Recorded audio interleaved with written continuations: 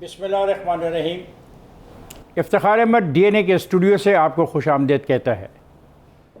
आज लाहौर में मेरे साथ सिर्फ जावेद इकबाल साहब तशरीफ़ रखते हैं। मेरे सीनियर लाहौर में नहीं हैं, दोनों के दोनों। सलीम बुखारी साहब इसको तशरीफ़ रखते हैं इस्लामाबाद में, जहाँ पर बहुत तेज़ हवाएं चल रही हैं। कल रात वैसे वहाँ पर बारिश भी बहुत हुई है और काफ़ी सुना मौसम खुशगवार भी हुआ। और कुछ मुलाकातें भी ऐसी कल रात गए हुई जिनको अभी तक मुकम्मल किसी ने रिपोर्ट नहीं किया। मेरे दूसरे दोस्त बैठे हुए हैं लंदन में, PJ मीर साहब। इनसे हम बात करेंगे जो कुछ हो रहा है। इसके अलावा तो हम बात कर ही नहीं सकते। मैं लेकिन एक बात आज ज़रूर करना चाहूँगा, कुछ बेहतरी है कुछ चीज़ों में, उसके हवाले से अगर मुझे मौका मिला। सबसे पहले मैं आप दोस्तों को बताना चाहता हूँ, जावेद साहब और PJ साहब और बुखारी साहब, के जो pattern chief of Pakistan Hindu council हैं रमेश कुमार, और मेंबर भी हैं कौमी असम्बली के, उन्होंने शहबाज गिल को डेफर्मेशन कानून की शेख 8 के तहत नोटिस भेज दिया है कि 15 रोज़ के अंदर माफ़ी मांगे। ये अभी ताज़ा तरीन सूरत हाल है, मैंने कहा आपसे मैं शेयर कर लूँ। बुखारी साहब आपसे शुरू करें, ये क्या करें आपसे शुरू? जैसे आप इस्लामाबाद में बैठे हैं, सब कुछ वहाँ हो रहा है। वहाँ पे डेरे जमा के फजल रहमान साहब बैठ गए हैं, असद जरदारी साहब वहाँ मौजूद हैं, बिलावल साहब वहाँ मौजूद हैं, शहबाज शरीफ साहब यहाँ मौजूद हैं, और सुने बहुत सारे इम्पोर्टेंट लोग मुख्तलिफ हाउसेस में ठहरे हुए हैं। हमारे लिए में तो यही तो सब आपके पास इंफॉर्मेशन ज़्यादा होनी चाहिए। देखते हैं क्या है। पहली बात ये मुझे बताएं कि ये जो एकदम बिलावल साहब ने कह दिया कि हम धरना दे देंगे, ये धरनों की पॉलिटिक्स से पता नहीं अल्लाह जाने पाकिस्तान की जान कब छुटेगी। अब मुझे ये बताएं कि क्या वाकई कौमी असम्बली का इजलास पीर को हो रहा है? क्योंकि उन्होंने जो कहा है, उन्होंने ये कहा है कि कौमी असम्बली के स्पीकर असद कैसर पीर के दिन अदम एतमाद पेश नहीं करते तो हम ऐवान से नहीं उठेंगे। ऐवान से ना उठने का मुराद है कि ऐवान में जा रहे हैं, ऐवान में उनको बुलाया गया है, ऐवान में वो मौजूद होंगे, तभी तो नहीं उठेंगे ना वहाँ से। अब मुझे बताएं क्या सूरत हाल क्या है? पहली बात तो ये खान साहब, बहुत शुक्रिया आपका, आपने मुझे याद रखा। और आप कस्टोडियन हैं DNA के प्रोग्राम के। आप नेशनल असम्बली के स्पीकर तो है नहीं, जो कस्टोडियन होने के बावजूद भी कोई ढंग का काम नहीं करके दे रहे। आप तो बिलाखिर कस्टोडियन ऑफ DNA के तौर पे वही कुछ कर रहे हैं जो आप हमेशा करते हैं। एनीवे, मौसम खुशगवार किसी सूरत नहीं है, चाहे ज़ालाबारी हुई है चाहे बारिश हुई है। यहाँ का मौसम बहुत गर्म है। अगर कोई मरकरी हो जो इसको गेज कर सकता हो तो आप हैरान रह जाएंगे जितना गर्म मौसम इस्लामाबाद का इस वक्त है। आता हूँ मौजू की तरफ। आपके बिलावल ने जो कुछ कहा है, थोड़ा सा कहते हैं कि दो चीज़ों पर नज़र रखनी चाहिए। एक माजी में उसके हवाले ढूंढने चाहिए और दूसरा जो है मुकाफात अमल की बात करनी चाहिए। चलते हैं वापस 2014 के धरने पे। 126 दिन का धरना था। 3 दिन के लिए उस वक्त की हुकूमत ने इमरान खान से दरख्वास्त की कि किबला हमारे दोस्त मुल्क चीन के सदर शी पेंग साहब तशरीफ ला रहे हैं, खुदा के लिए 3 दिन के लिए यहाँ से हट जाएं डी चौक से, ताकि उनका दौरा गुजर जाए। क्या उन्होंने माना था? आपकी याददाश्त में ये ताज़ा होनी चाहिए। लेकिन सवाल है बहुत तो क्या उन्होंने अच्छा किया था? कह रहे हैं नहीं, आपकी बात ठीक है, आपने अच्छा तो नहीं किया था, लेकिन अब उनके साथ देखे, मैं बिल्कुल ये नहीं कह रहा कि अच्छा किया था नहीं किया था। मैं सिर्फ ये कह रहा हूं कि इनको अब उसी किस्म की हरकत पर उस तरह का एतराज नहीं होना चाहिए, क्योंकि ये OIC की कॉन्फ्रेंस है, बड़ी प्रेस्टिजियस इवेंट है, ऑल राइट। मगर शी बैंक का दौरा जो था सदर चीन का, वो भी कम इंपॉर्टेंट नहीं था। आपको पता है उसकी वजह से CPEC का क्या हाल हुआ? आपसे ज्यादा कौन जानता है इसको? तो इस बहस में हम इस वक्त पढ़ना नहीं चाहते, लेकिन आ जाते हैं इसके ऊपर। जब एक कस्टोडियन ऑफ द हाउस कोई चीज according to the spirit of the constitution ना कर रहा हो, जब वो कस्टोडियन ऑफ द गवर्नमेंट बन के पार्टी के मुफादात का तहफ़्फ़ुज़ कर रहा हो, तो फिर सब जायज़ है। ये बिल्कुल जायज़ है, ऐसे ही होता है सियासत में। देखिए, उनको चाहिए ये कि जो कानूनी तकाज़े, आप देखिए आज सुप्रीम कोर्ट ने क्या कहा। उन्होंने एक जुमले में सारी चीज सम अप कर दी है। खान साहब, उन्होंने कहा है कि ये तरीके अदम इस्तेमाल का अमल कानून और आइन की स्पिरिट के तहत ही होना चाहिए। उसका तो यही है कि 3 दिन के लिए आप इजलास बुलाएं, उसके बाद 7 दिन के अंदर आप फैसला करें, वगैरह वगैरह। वो जो तफसील है वो उसमें मैं जानना नहीं चाहता हूँ। तो बिलावल भुट्टो ने जो ये धमकी कह लीजिए आप इसको, या वार्निंग कह लीजिए आप इसको, जो कुछ भी है, as a student of politics मैं समझता हूँ कि उन्होंने हुकूमत के ऊपर प्रेशर बढ़ा दिया है। ठीक, सारी अपोजिशन की लीडरशिप उनके साथ खड़ी हुई थी, सारी अपोजिशन की लीडरशिप उनके साथ इस पर एक पेज पर है। ठीक है। शहबाज शरीफ साहब ने भी इसकी वजाहत में जो कुछ कहा वो समझना चाहिए। दूसरी बात यह है कि जो मुल्क का वज़ीर आज़म होता है, जो इस जमहूरियत का लंबरदार होता है, उसका काम है कि जो जलती के ऊपर तेल छिड़कने की बजाय पानी डाले, एटमॉस्फेयर को कम करे, लेकिन खुद उनका अपना रवैया जो है और उनकी अपनी तकारीर जो है जी, उनके हवारियों को तो छोड़ दीजिए, उनके साथियों को तो छोड़ दीजिए, गालियां तक तो एमएनएस को नंगी देने लग गए हैं। चाहे वो खातून है, वो मैं नाम सबको पता है, आपके पास भी मैंने उसकी मेल भेजी थी, चाहे वो शहबाज साहब हों, चाहे वो आलिया हमजा हो, ये क्या हो रहा है?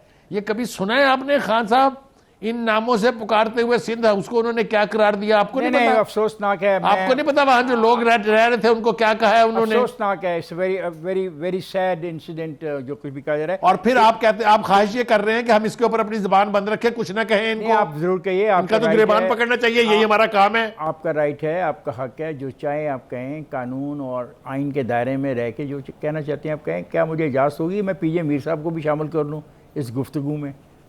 जी पीजे, आप बाख्तियार हैं, आप कस्टोडियन हैं। देखें जी, देखें इफ्तिखार नंबर 1, 8 मार्च को जब ये नो कॉन्फिडेंस आया तो फिर आपको याद अगर होगा कि शेख रशीद ने कहा जी हाँ जी 15 तारीख तक हो जाएगा। अब 22 तारीख है cut off date by law. The speaker has to bring in the session on the 22nd। और ये जो बिलावल बात कर रहे हैं ये उसी कॉन्टेक्स्ट में बात कर रहे हैं, क्योंकि देखो जो कानूनी तरीका है वो कानूनी तरीका है, उसको कोई भी नहीं तोड़ सकता। तो अगर आप 22 के अलावा आप कुछ और करेंगे तो नेचुरली ऑपोजिशन शोर मचाएगी। अगर आप, बिकॉज ये आपका कट ऑफ डेट है, so you have to call the session on the 22nd। अब उसके बाद क्या होगा, एक दिन आप वो नोटिस आएगा, दूसरे दिन जाएगा, ये 3-4 दिन इसमें, 2-3 दिन इसमें लग जाएंगे, but the session has to be called in on the 22nd। अब बुखारी साहब ने एक बड़ा अच्छा एक अल्फाज इस्तेमाल किया कि यहाँ गर्मी है बड़ी। इस्लामाबाद की जो कमाल है, बहुत बड़ा कमाल है, वो ये है कि यहाँ जब गर्मी पड़ती है यहाँ बारिश भी आ जाती है। ये बहुत बड़ा यूनिक एक एरिया है, तो यहाँ बारिश भी आ सकती है।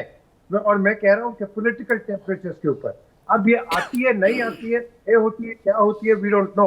लेकिन जो आपने अभी बात की है, मैं समझता हूँ इस पर बड़ी संजीदगी से देखना है। हमने देखें यहाँ कोई किसी की फेवर नहीं करेगा स्वाय एक के, और वो है कानून।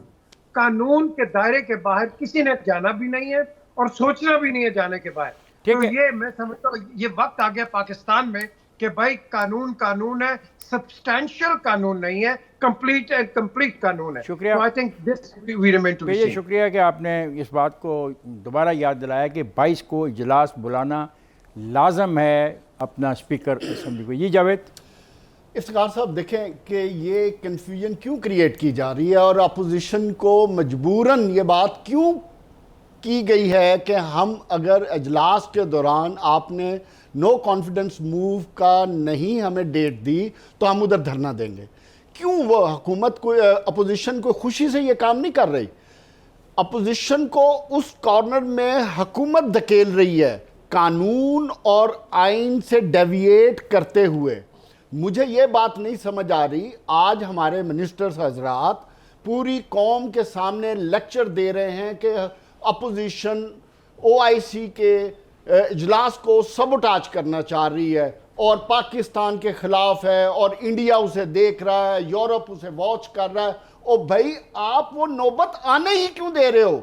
आपके लिए तो बड़ा सादा, आप हुकूमत हो, आपके पास तमाम अख्तियार हैं। स्पीकर कौमी असम्बली का तो पहला काम यह बनता है, अगर वो आइन और कानून और पार्लियामेंट के कस्टोडियन हैं तो उनका काम बनता है कि एक प्रेस कॉन्फ्रेंस करें या प्रेस रिलीज दें कि इस तारीख को इजलास कन्वीन होगा, इस तारीख को नो कॉन्फिडेंस मूव होगी, इस दौरान सेशन कंटिन्यू करेगा, इस दौरान हम बहस करेंगे, तो ये सारा मामला सिमट जाएगा।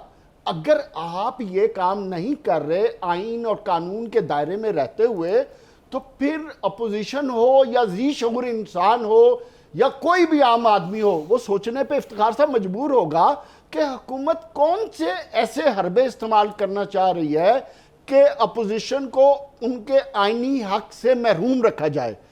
सुप्रीम कोर्ट की आज बड़ी क्लियर एक लाइन आई है, वो भी उनको पता है। तो फिर हुकूमत सोचने की बात है कि ये जो लेफ्ट राइट की बातें कर रही है, 4 दिन पहले आप धमकियों पे आए हुए थे कि हम इतने लोग लेकर आएंगे, असेंबली में घुसने नहीं देंगे। आज आपके फॉरेन मिनिस्टर कह रहे हैं जी कि हम उनको बहुत बाहिफाजत तरीके से लेके जाएंगे, जो आइन और कानून के तरीका है उसके मुताबिक हर एक को राइट ऑफ वोट भी देंगे सर। और भाई आपको ये वजाहतें देने की क्यों जरूरत है? क्या वो लोग बेवकूफ हैं? सबको पता है, इस कौम को भी पता है, ये कौम भी देख रही है। आपकी तकरीरों से, आपकी ब्रीफिंग से, आपकी वजाहतों से सलूशन नहीं निकलेगा। खुदा का वास्ता है कि आप इस कौम को एक बंद गली की तरफ मत लेके जाएं, इस आइन और कानून को बंद गली में मत धकेलें कि आपकी मन मर्जी और मंशा के मुताबिक जो आपका दिल करे वैसे धकेलें। और भाई सिंपल है, आप एक शेड्यूल दें, शेड्यूल देंगे तमाम मसाइल हल हो जाएंगे। असल में बात यह है, मेरा ख्याल है कि गलती जो स्पीकर ने की है, की है या क्यों करके, जब उसके पास एक रेजोल्यूशन आ गया था कि इजलास बुलाया जाए असेंबली का, तो उसके 2 दिन के अंदर इजलास बुला लेता। उस 2 दिन के अंदर जब इजलास बुलाता तो फिर उसके बाद 2 से 7 दिन के अंदर ये करारदाद पेश कर दी जाती और जो होना तो हो जाता है। उनका ये ख्याल था कि कुछ भी नहीं होगा, कोई आदमी उनकी पार्टी को छोड़ के नहीं जाएगा, ये उनका ख्याल था। जैसे ही उनको ये एहसास हुआ कि लोग उनकी पार्टी को छोड़ के जाएंगे और वोट ऑफ नो कॉन्फिडेंस में उनके खिलाफ वोट का हक इस्तेमाल करेंगे, तो फिर एक अजीब मखमसे में फंस गई है। उनको मनाएं या उनको गालियाँ दें। पहला ये इन्होंने स्टैंड लिया कि उनको गाली दी जाए, उनको बुरा कहा जाए, उनको ज़मीर फरोश कहा जाए, बिकाऊ माल कहा जाए, उनके घरों के बाहर मुजाहरे करवाए जाएं, उनको धमकी दी जाए। जिस तरह नूर आलम कहता है कि मुझे धमकियां दी गई, इवन कि मेरे बच्चों को भी जान का ख़तरा है। ये एक उन्होंने कोशिश की। जब देखा ये नाकाम हो गई है, लोग उधर जाने की बजाय, वापस आने की बजाय उधर और जा रहे हैं। और कल रात से लेकर आज तक 4 एक MNS और जो हैं उन्होंने कहा कि हम उधर जाएंगे। इससे वो सारी स्कीम जो इन्होंने बनाई थी वो सबताज होगी। अब बड़ी मुश्किल है अपोजिशन के लिए कि वो और ज़्यादा इस डिले में जाए। तो मैं समझता हूँ ठीक है, लेकिन इसमें बिलावल ने कुछ थोड़ा सा मुतात रवैया अख्तियार किया है, उसको भी हम देख लें। उन्होंने कहा अगर स्पीकर पीर के दिन अदम एतमाद पेश नहीं करते तो हम ऐवान से नहीं उठेंगे। अब ये वो मामला है जिसको देखना पड़ेगा कि स्पीकर इजलास बुला लेता है और ये बैठ जाते हैं हॉल के अंदर और ये कहते हैं हम हॉल से बाहर नहीं जाएंगे, तो फिर स्पीकर क्या करेगा? फिर स्पीकर सार्जेंट एट आर्म्स को बुलाएगा, वो कहेगा उनको उठा के बाहर फेंक दें। एक अजीब हंगामा होगा, दुनिया एक अजीब चीज़ देखेगी कि पार्लियामेंट के अरकान को उठा के, 1-2 को तो सुना था तारीख़ में, कि सबको उठा के बाहर फेंक दिया जाए। उस ज़माने में जो OIC के जो आए हुए हैं मंदूब और जो बैठे होंगे होटलों में और देख रहे होंगे TV के ऊपर ये सारा वाक़या, वो क्या महसूस करेंगे? किस मुल्क में वो आए हैं, उस मुल्क की सूरत हाल क्या है? और इस सारी सूरत हाल का ज़िम्मेदार ये मौजूदा स्पीकर है। स्पीकर को स्पीकर ही रहना चाहिए था, स्पीकर को फरीक नहीं बनना चाहिए था। अब स्पीकर साहब फरीक बन गए हैं तो अब भुगतान भुगतेंगे पार्टी के सरबराह, क्योंकि अब जो कुछ भी होगा उसमें डिस्क्रेडिट तो पार्टी के सरबराह को जाएगा। पार्टी के सरबराह क्या कर रहे हैं? वो ये कह रहे हैं कि ठीक है, लोगों को चले गए हैं, वो ज़मीर फरोश हैं, वो गलत हैं, वो ऐसा है वैसा है, लेकिन मैं उनको बेनिफिट ऑफ डाउट देने को तैयार हूँ। वाह! आप उनको गालियाँ दिलवाएं, आप उनको बुरे नामों से पुकारें, आप उनके घरों के बाहर मुजाहरे करवाएं, और अभी भी आपको उम्मीद है कि मुजाहरे इतने बढ़ जाएंगे कि उसके दबाव में वो आ जाएंगे। तो मैं समझता हूँ दोनों मामलात में आप गलतफहमी का शिकार थे। पहला ये कि आप लेट करेंगे तो बच जाएंगे, दूसरा ये कि पता नहीं कोई हर मोहल्ले हर गली में कोई लाखों लोग आ जाएंगे उस आदमी के खिलाफ जो आपकी बात मानने को तैयार नहीं। अब मुझे बात के साथ एक बात ऐड कर दूं, आपने कहा भुगतान पार्टी के सरबराह करेंगे, नहीं, भुगतान या जमहूरियत करेगी या ये कौम करेगी और पाकिस्तान करेगा।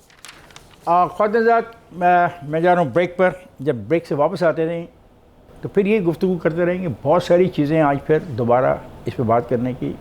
थैंक यू वेरी मच, इंतज़ार कीजिएगा मेरे वापस आने का।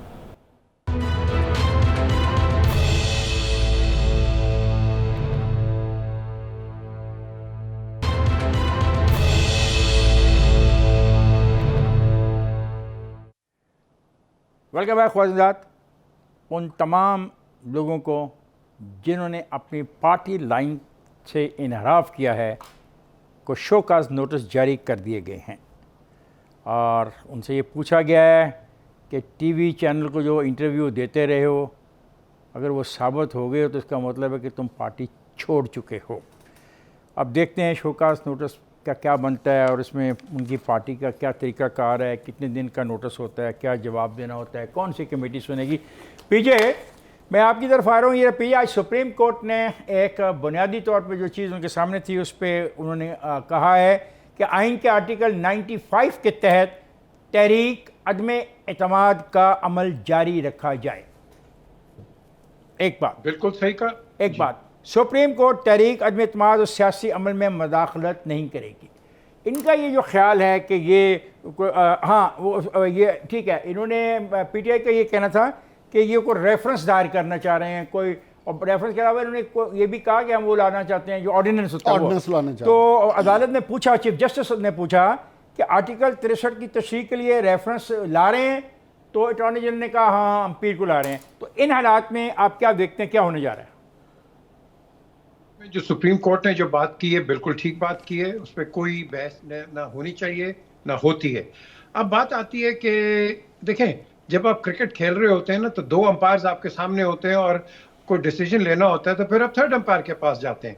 तो यहाँ 3rd अंपायर है या नहीं है ये तो नहीं पता, लेकिन डिसीजन वहीं से आएगा, 3rd अंपायर से ही आएगा और वो मुदाखलत कहीं भी नहीं करेगा। वो एंड में देखेगा कि सिचुएशन कितनी गंभीर हो रही है, कितनी ख़राब हो रही है। कि जिस तरह कल नैयर बुखारी साहब ने, बल्कि आज कल ही उन्होंने कहा कि ये एनार्की की तरफ हम जा रहे हैं अगर आप रूल ऑफ लॉ को फॉलो नहीं करेंगे। ये अब बहुत एक सीनियर पॉलिटिकल लीडर की एक स्टेटमेंट है। नाउ द क्वेश्चन अराइजेस कि क्या हम उस तरफ जा रहे हैं? बिलावल ने एक आपके सामने बात कर दी, आपको उसने बड़ा क्लियरली कहा है अगर स्पीकर नहीं करते तो फिर आप देखें कि असेंबली के अंदर क्या हाल होगा। And reference to your prologue and to your observation, तो फिर आप अपने दुनिया के आगे क्या मुंह आप दिखाएंगे?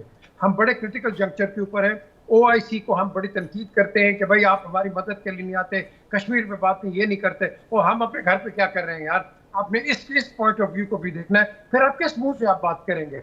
आपकी सिचुएशन काफी खराब हो रही है इंटरनेशनली भी और डोमेस्टिकली भी।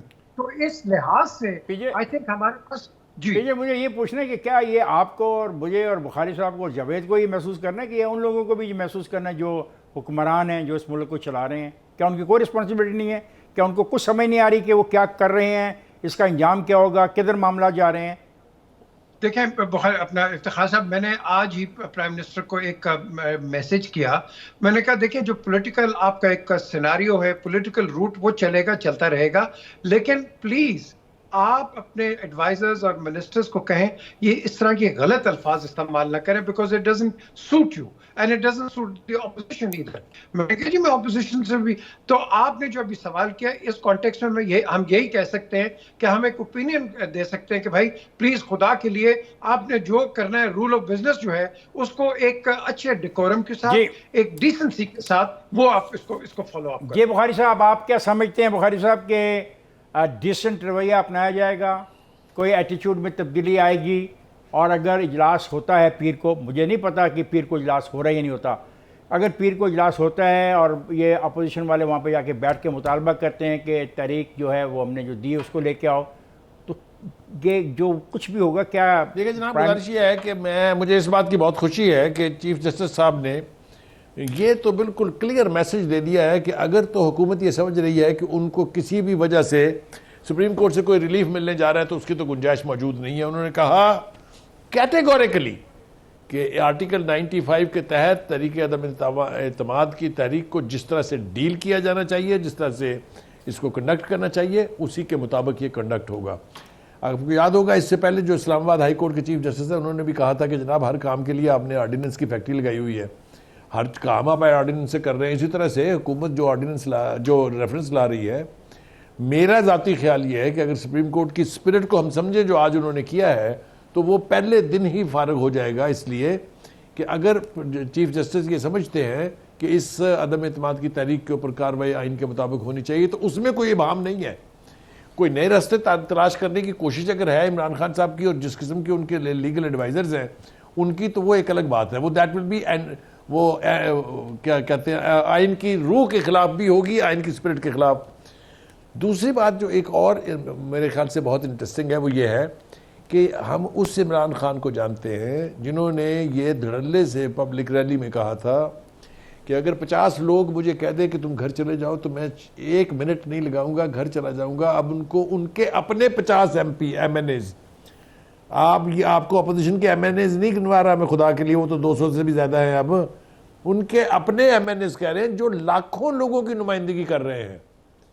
आपने देखा अंदर से आवाजें उठ रही हैं, कोई कह रहा है कि आप इस्तीफा दे दें, कोई कह रहा है कि आप गुंजाइश दें अपोजिशन को, कोई कह रहा है कि आप आईनी तरीका इख्तियार करें, लेकिन उनकी सेहत पर कोई असर नहीं है। ये रवैया भी ठीक नहीं है। जी जावेद, देखिए इफ्तिखार साहब, दो मौक़िफ़ हैं, एक अपोजिशन का मौक़िफ़ है, एक हुकूमत का मौक़िफ़ है। हुकूमत ये समझती है कि इधर जो हमारे कुछ पार्टी के मेंबरान हैं जिन्होंने अपनी इंटेंट शो कर दी है, चूंकि अब इन्होंने इंटेंट शो कर दी है, इसलिए हम इनको शो काज नोटिस भी दे सकते हैं, इनको हम पार्टी से निकाल भी सकते हैं और इनकी मेंबरशिप भी कैंसिल कर सकते हैं, और उसके लिए प्रोसीडिंग को स्टार्ट होना चाहिए।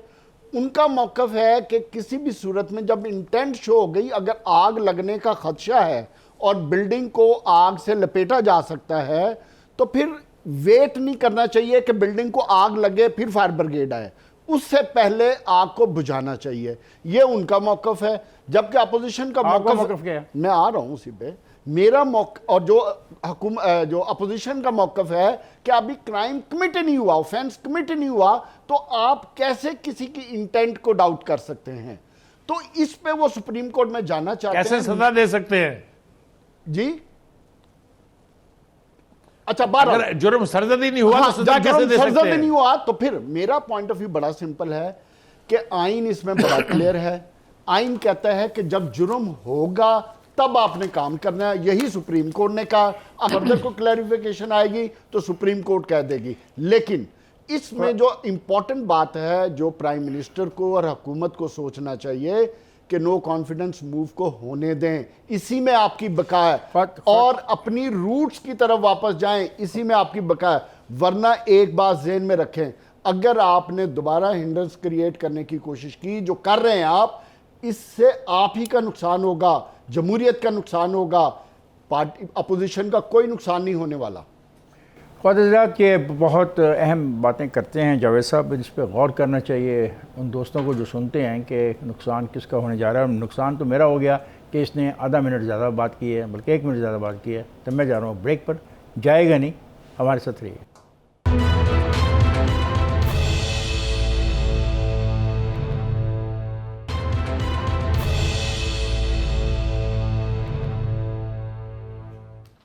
ख्वाजा गुज़श्ता रोज़ जो कुछ भी पाकिस्तान में हुआ उसको बार बार मैं दोहराने का नई जिम्मेदारी लेना चाहता हूँ। मुझे कहेंगे बार बार लोगों को उकसा रहा था हमारे ख़िलाफ़, जो वो आपने देखा। और उसका मामला आज सुप्रीम कोर्ट में भी ये सवाल आया कि जो कुछ हुआ सिंध हाउस पे, उस पर उन्होंने रिपोर्ट तलब कर ली है। और ये भी सवाल उठाया गया कि अपना जो हमला है क्या एक्शन लिया गया, ये सवाल भी किया गया। तो मेरा ख्याल है अब देखते हैं क्या होता है। लेकिन एक चीज़ और भी है कि पीर को 2 पिटीशंस आएंगी सुप्रीम कोर्ट के सामने।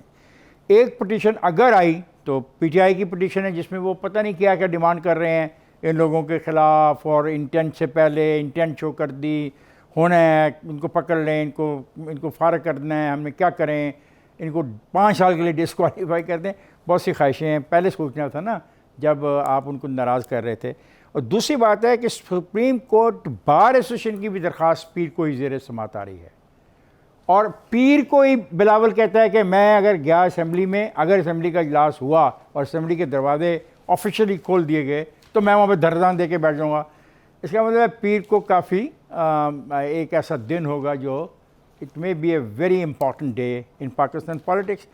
इससे पहले मैं आपसे और गुफ्तगू करूँ, मैं ये चाहूँगा कि जो सिंध हाउस पे वाक़या हुआ है उस पर जो मेरे दोस्त हैं बुखारी साहब, उनके जज्बात कम से कम वक्त में जान लें कि क्या अब क्या महसूस करते हैं। कल भी उन्होंने इसके ऊपर बहुत अच्छा एक पॉइंट ऑफ व्यू लिया था। आज देखते हैं उस पॉइंट ऑफ व्यू में क्या फर्दर क्या वो कहना चाहते हैं। जी खान साहब घड़ी निकाल लें आप। देखिए गुजारिश ये है कि जहाँ तक इस किस्म के houses, Sindh house, Punjab house, frontier house, Balochistan house, ये जो होते हैं ना, ये अलामत होते हैं, बिल्कुल ठीक कहा जरदारी साहब ने कि अपने सूबों की अलामत होते हैं और वहाँ की सिक्योरिटी उस ही सूबे के लॉ एनफोर्समेंट के जिम्मे होती है। एक बात, इनका वही स्टेटस होता है जिस तरीके से किसी भी मुल्क में सफारत खानों में मकामी कानून नहीं चलता, उनके अपने मुल्क के कानून के तहत वो सफारत खाने चलते हैं।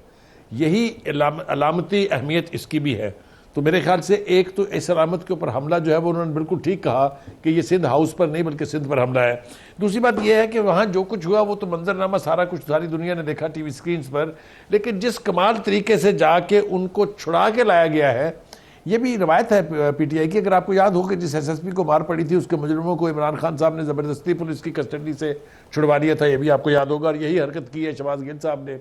मगर एक बात बड़ी ज़रूरी है कहना, वो जो इमरान खान साहब कहते हैं ना कानून सबके लिए है, शहबाज गिल साहब जाके 2 MNAs को ले आए और जो वर्कर थे उनको थाने छोड़ आए, ये तो इनका हाल है। मैं कहना ये चाह रहा हूँ कि अगर इस तरह के हमले शुरू हुए तो जिस तरह कल हमने एक रिएक्शन देखा पीटीआई के वर्कर्स की तरफ से कि जी हम चढ़ दौड़ेंगे गवर्नर हाउस सिंध के ऊपर के घर यानी गवर्नर हाउस के ऊपर, तो बहुत अच्छा लगेगा।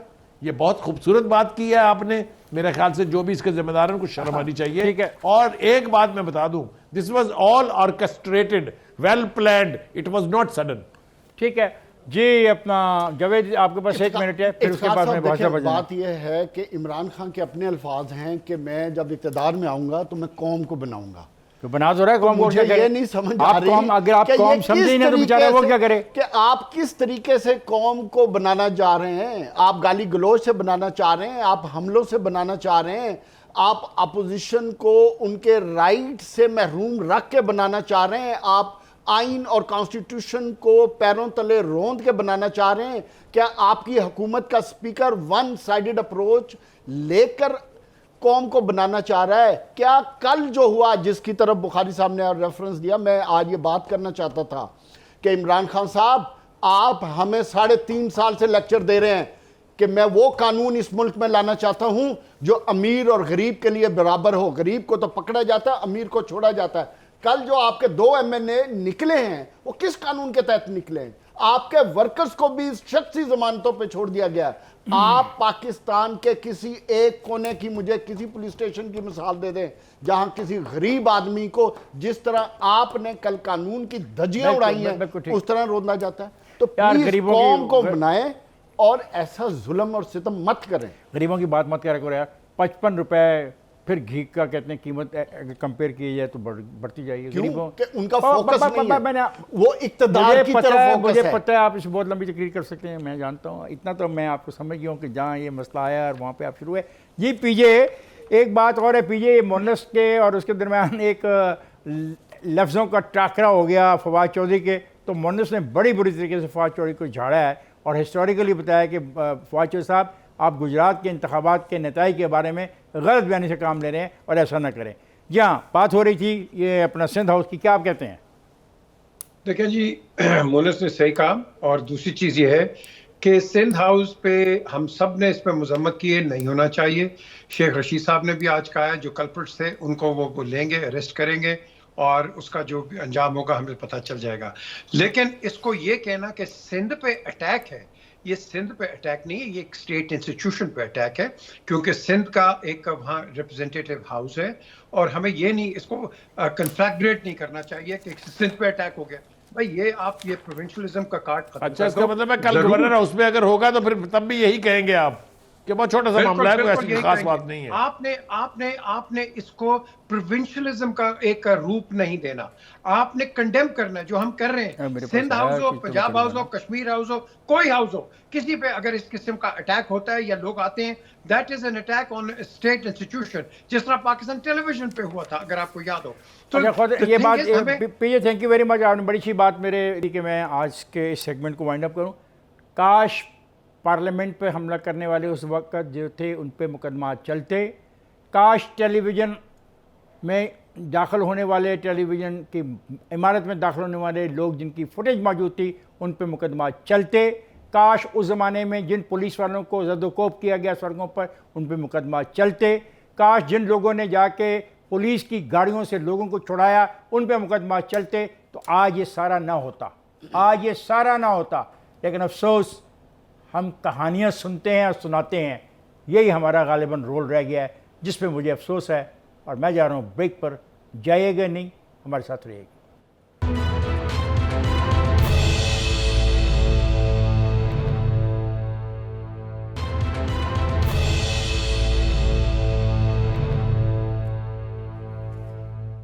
वेलकम भाई ख्वाजात। ये सियासत बड़ी अजीब चीज़ है। फ़र्ज़ करें 60-70 जो MNA हैं इनके PTI के, वो इलेक्शन कमीशन को दरख्वास्त देते हैं कि जी हम तो अपना एक ग्रुप बना बैठे हैं, हमारे ग्रुप का नाम ABCD, जो उनमें से कोई पॉपुलर आदमी होगा वो रख ले, तो फिर एक नया कट्टा नहीं खुल जाएगा, जो उसको पंजाबी में कहते हैं, एक नया कट्टा खुल जाएगा पाकिस्तान की सियासत में। जी पीछे अगर ऐसा हुआ तो फिर क्या होगा? याद रखें, जो मर्जी कट्टे खोल दें, PTI without Imran Khan is a nobody. So मैं आपसे बेसिकली ये मशवरा नहीं ले रहा, मैं आपसे मशवरा ले रहा हूँ कि अगर ऐसी प्रपोजिशन आए, 60-70 लोग जाके अपना दरख्वास्त दें कि हम जी PTI का नाम अपना हमारा ये है, तो आइनी तौर पे अगर वो 51% बन जाते हैं तो फिर मसला तो बनता है, पैदा होता है। मैं उसके बारे में राय ले रहा हूँ। ये मुझे पता है कि जब तक इमरान खान है PTI है, जब तक इमरान खान है ये जो गले में पट्टा डालते हैं, ये गले के पट्टे डलते रहेंगे और निकाले जाते रहेंगे। इसमें आपने सही कहा। इसमें यह है कि एक तो क्लैरिफिकेशन होनी चाहिए, ये पार्टी किसके नाम पर रजिस्टर्ड है, ये पहले ये पता करवा लें हम कि दूसरे नाम पे रजिस्टर हो सकती है ना। मतलब देखें, नहीं जी हो सकती है, 51% नहीं नहीं देखो, हो सकती। हम पढ़ने की बात कर रहे हैं, पढ़ने की बात करें। 51% लोग अलहदा होना चाहते हैं, तो दुनिया की कोई ताकत उनको अलहदा होने रोक तो नहीं सकती। सिर्फ ये कि नाम उनको कहेंगे भी तुम्हें PTI नहीं देते, तो पाकिस्तान मुस्लिम लीग काफ नहीं है, पाकिस्तान मुस्लिम लीग नून नहीं है, पाकिस्तान मुस्लिम लीग जे नहीं है, ऐसी बात तो ना करें। बिल्कुल, अगर आप उस पॉइंट ऑफ व्यू से करते हैं तो फिर हमारे ज्यादा अच्छी तो यही तो वजह है कि हमारे लोगों ने डेवलपमेंट पार्टी के अंदर पैट्रियट नहीं बनी थी। बिल्कुल बने। यही वजह है कि आपकी नेशनल पॉलिटिकल पार्टी, जो कि पूरे पाकिस्तान की पॉलिटिकल पार्टी थी, पाकिस्तान पीपुल्स पार्टी, आपने उसको रीजनलाइज और मार्जिनलाइज कर दिया, इसीलिए कि उसके अंदर ये कोई इधर से लोटा निकला, इसने उसका नाम नहीं किसने किया था? बड़े बड़े लोग, उसका नाम नहीं जिसने पैट्रियट बनवाई थी, नाम नहीं जिसने पैट्रियट बनवाई थी। और मैंने तो एक छोटा सा सवाल किया था, आपके सियासत में चले गए, खुदा का वास्ता है टाइम का भी ख्याल रखें। बुखारी साहब आपके सवाल का क्या जवाब देते हैं? एक आपको फाइनल लफ्ज कहता हूं, कानूनी तौर पर यह मुमकिन है, कानून इजाजत देता है, आईन इजाजत देता है इसकी कि किसी पार्टी के अंदर फॉरवर्ड ब्लॉक बन जाए। आप क्या कहते हैं? इस्तिलाह है जो कॉन्स्टिट्यूशन के अंदर फॉरवर्ड ब्लॉक की। इफ्तिखार साहब, जब ब्रेक में हम ये डिस्कस कर रहे तो मैं ये बात आज सारा दिन सोचता रहा कि जिस तरह इमरान खान अपनी पार्टी को हैंडल कर रहे हैं और जिस तरह पॉलिटिक्स को हैंडल कर रहे हैं और जिस सोच के साथ पाकिस्तान में अपनी एक ट्रू पिक्चर जमहूरियत पसंदी की सोच डेवलप करना चाह रहे हैं, अगर उस सिनेरियो में 60-70 PTI के मेंबरान एक साइड पे 51% होना पड़ेगा। ओके 51% एक साइड पे होके कह देते हैं कि हम जमहूरियत की खातर, इस मुल्क में आइन और कानून की खातर अपना एक इंडिपेंडेंट ग्रुप बनाना चाहते हैं, तो मैं समझता हूं कि इलेक्शन कमीशन के पास कोई और चॉइस नहीं रह जाएगी। और एक सेकंड, यही वो बात है इमरान खान को समझ लेनी चाहिए। आप अगर रियासत को चैलेंज करेंगे, आप आइन को चैलेंज करेंगे, आप चैलेंज कर रहा, नो चैलेंज कर रहा। जब आपको जब आपकी नो कॉन्फिडेंस मूव आ गई है तो लड़ेगा, आइन के तहत मैं लड़ूंगा, आइन के तहत आप शेड्यूल क्यों नहीं दे रहे? आप आइन के तहत शेड्यूल क्यों नहीं दे रहे? लड़े, उसने नहीं देना, स्पीकर ने देना। स्पीकर किसका है? स्पीकर से पूछो ना। नो नो नो नो, तो फिर आपकी बात यह है, फिर आप ही अपनी बात को कॉन्ट्रडिक्ट कर रहे हैं कि स्पीकर की वजह से सबसे ज्यादा नुकसान इमरान खान को खुद होगा। बिल्कुल मैंने सही कहा। देखो, अगर स्पीकर के इस रवैये की वजह से कुछ नुकसान होता है, नुकसान तो इमरान खान को होगा, लेकिन इमरान खान तो फैसला नहीं करना। अगर स्पीकर के पास दिमाग अपना नहीं है, वो अपने पास ताकत ही नहीं रखता, तो ये तो उसको सोचना चाहिए। ये आप पीछे कुछ कह रहे हैं, जल्दी कीजिए। मैं सिर्फ ये कह रहा हूं कि हमने बड़ी डिबेटें की हैं, बड़ी डिबेट है और वहां से इंस्ट्रक्शन लेता है, लेकिन याद रखें कि आपके पास एक लफ्ज आज मुझे याद आ रहा है, 21 सितंबर 1599 कि जूलियस सीजर का पहला शो ने प्ले किया था और उसके अंदर लफ्ज आगे से निकला था, ए तू ब्रूटस। और आज आपके पास, मैं कहता हूं, गंडेरियों की तरह ब्रूटस निकल आए हैं। गुड। और ये बुखारी साहब, ब्रूटस का क्या करना है आपने? देखिए साहब, वो एक ब्रूटस था, उसको ब्रूटस कह दिया गया, तारीख का हिस्सा है वो। ये इतनों को आप ब्रूटस नहीं कह सकते। हाँ, अगर ये इल्काब देना है तो किसी और को दें। आप समझ तो रहे होंगे मेरी मुराद किससे है। अच्छा, ये मुझे, मैं वाइंड अप कर रहा हूँ और ये हमारे पास वक्त नहीं है। देखिए, बड़ी तब्दीलियाँ आई हैं। वो आजम खान साहब इतना अरसा रहे, KPK से उन्होंने शुरू किया, वो सेक्रेटरी थे, और सेक्रेटरी के बाद मालम जबर का मसला आया, फिर वो चीफ सेक्रेटरी बने, फिर वो प्राइम मिनिस्टर हाउस में आ गए, वो सब फैसले वो करते रहे, पूरा बहुत उनका रोल है। वो सुना वर्ल्ड बैंक में जा रहे हैं इमरान खान ने कहा, उन्होंने अपनी अपॉइंटमेंट जरूर हाँ, कराई हाँ, है, हाँ। लेकिन उसकी इफेक्टिवनेस नवंबर या दिसंबर जब से भी है। बड़ा हो तो जाएगी ना। लेकिन नहीं इफ्तिखार साहब, हाँ। अगर पॉलिटिकल सीन चेंज हो जाता है फिर क्या होगा? तो फिर इनको कौन जाने देगा? क्या जान देंगे, जो इतने बासर आदमी होते हैं वो चले जाते हैं। यही तो हमारे मुल्क का एक रोल है। मैं अब जा रहा हूँ इस प्रोग्राम को ख़त्म करने के लिए। अब कहा यह जा रहा है कि जहांगीर तरीन के ग्रुप से मुलाकातें हो रही। ख्वातीन हज़रात, क्या मसला है? जब पहली दफ़ा उन्होंने कहा हमारी बात सुन लो, तो इन्होंने बात नहीं सुनी। अब मेरा ख्याल है बात सुनने का वक्त गुजर चुका है। 2 दिन के बाद देखते हैं क्या होता है। और मैं जा रहा हूँ आज से इस प्रोग्राम को ख़त्म करते हुए हस्ब मामूल आप सब लोगों से इजाज़त चाहता हूँ। अब आपसे मुलाकात होगी कल संडे है, हमारे प्रोग्राम का आखिरी दिन। कल तक क्या होता है, कितने नए वाक़यात जन्म लेते हैं, उन पर बात करेंगे। इजाज़त दीजिए, खुदा हाफ़िज़।